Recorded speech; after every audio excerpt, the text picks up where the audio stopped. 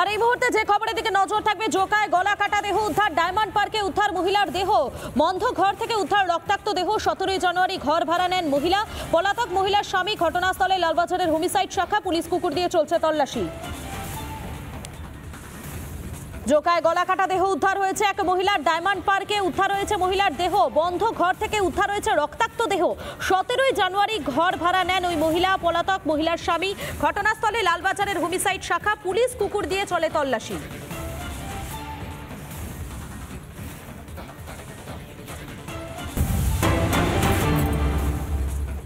ICDS কেন্দ্রের রান্নাঘরের একাংশ ভেঙে বিপত্তি, আহত 2 শিশু। বাসন্তীর 4 নম্বর গোরানবোস এলাকার ঘটনা দেখতেই পাচ্ছেন আপনারা। আইসিডিএস কেন্দ্রের কি বেহাল দশা, সেই ছবি আপনাদের সামনে এই মুহূর্তে তুলে ধরছি। সেই আইসিডিএস কেন্দ্রের রান্নাঘরের একাংশ ভেঙে বিপত্তি, আহত হয়েছেন 2 শিশু। এই বিষয়ে স্থানীয় বাসিন্দাদের কি বক্তব্য শোনাই আপনাদের। এটা তো আগে থেকেই ভগ্নপ্রায় ছিল, যার কারণে আজকের ভেঙে গেছে। এটা আইসিডিএস সেন্টারটা ভালো ছিল না, ভাঙাই ছিল আগের থেকে। কারো গায়ের উপর পড়েছিল কি? হ্যাঁ, একজনের গায়ের উপর পড়েছে। বাচ্চা কাচ্চা কেউ আহত হয়েছে? বাচ্চা 2 জন আহত হয়েছে। এই বিষয়ে বিডিও সঞ্জীব সরকার কি বলছেন তার কি বক্তব্য শোনাবো, এবং তৃণমূল বিধায়ক শ্যামল মণ্ডল তার কি বক্তব্য শোনাই আপনাদের। খবরটা পেলাম এবং এই কারণে আমি আমার জয়েন্ট ভিডিও এবং সিডিপিও সাহেবকে ইন্সপেকশন করে রিপোর্ট দিতে বলেছি, এবং যারা আহত হয়েছে আমি শুনলাম, তো তাদেরকে হসপিটালে নিয়ে যাওয়ার ব্যবস্থা হয়েছে। তারপর রিপোর্টে আমরা সেইভাবে অ্যাকশন নিই। সিডিএস সেন্টারটার সম্পর্কে কোনো রকমের অভিযোগ আমার কাছে জমা পড়েনি,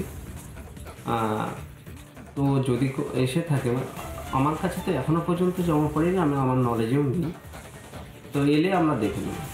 কেউ আহত হননি, কোনো শিশু আহত হননি, মিথ্যা অবাস্তব প্রচার করা হচ্ছে। প্রকৃত ঘটনা কি ঘটেছে তা সরজমিনে খতিয়ে দেখার জন্যে আমি বাসন্তী ব্লক সিডিপিও এবং বাসন্তী বিডিওকে অনুরোধ করেছি অবিলম্বে সরজমিনে তদন্ত করে প্রয়োজনীয় ব্যবস্থা গ্রহণ করতে জরুরি ভিত্তিতে। আর এই বিষয় নিয়ে বিরোধী দলনেতা শুভেন্দু অধিকারী কি বলছেন শোনাবো, এবং এর পাশাপাশি প্রদেশ কংগ্রেসের সভাপতি শুভঙ্কর সরকারের কি বক্তব্য শুনুন। 5 তলা পাকা বিল্ডিং পড়ে যাচ্ছে, আইসিডিএস তো ছোট ছোট ঘর। মমতা ব্যানার্জি 1,20,000 টাকা বাড়ি দিচ্ছে, আর এখানে বসিরহাটে 2.5 লক্ষ টাকার বাথরুম তৈরি। বড় বড় 5 তলা 6 তলা 7 তলা বাড়ি পড়ে যাচ্ছে, নয় হেলে যাচ্ছে, আর আইসিডিএস সেন্টার তো যাবেই। টাকা ছাড়া কোনো কথা নেই। মোদিজি 72 লক্ষ শৌচালয়ের টাকা দিয়েছেন, কোনো শৌচালয়ে কোনো মোটা লোক ঢুকতে পারে না, বেরোতে পারে। প্রশাসনিক যে ঢিলে ঢালা ব্যবস্থা, সেটাই কিন্তু বারে বারে প্রমাণিত হচ্ছে। প্রশাসনিক যদি কাঠামো আলগা হয়, তার পরিণাম রাজ্যবাসীকেই ভুগতে হচ্ছে। নানা ধরনের কন্টেন্ট দেখার জন্য লাইক করুন, শেয়ার করুন আমাদের ফেসবুক পেজ, সাবস্ক্রাইব করুন আমাদের ইউটিউব চ্যানেল।